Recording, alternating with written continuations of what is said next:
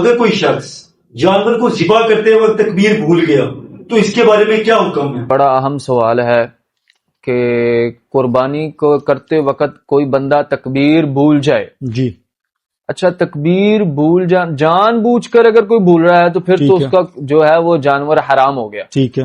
اگر کوئی بھولے سے بھول گیا تو یہ حدیث شریف موجود ہے، نبی پاک علیہ الصلوۃ والسلام سے یہ عرض کیا گیا، ترمذی شریف کی حدیث ہے کہ کوئی بندہ بھولے سے تکبیر کہنا بھول گیا، بسم اللہ کہنا بھول گیا، جی تو نبی پاک علیہ الصلوۃ والسلام نے آگے سے ارشاد فرمایا کہ اس کے لیے وہ کھا لے، اس کے لیے وہ جائز ہے. اسی طرح فتاوی عالمگیری میں بھی یہ موجود ہے مسئلہ کہ اگر کوئی بھولے سے تکبیر کہنا بھول گیا، یعنی جان بوجھ کے اس نے یہ عمل نہیں کیا، بس نیت میں تھا مگر بھول گیا، ٹھیک ہے. تو ایسا بندہ وہ قربانی اس کے لیے جائز ہے، وہ اس کے لیے حلال ہے، ٹھیک ہے. وہ اس کا گوشت آگے وہ کھا سکتا ہے.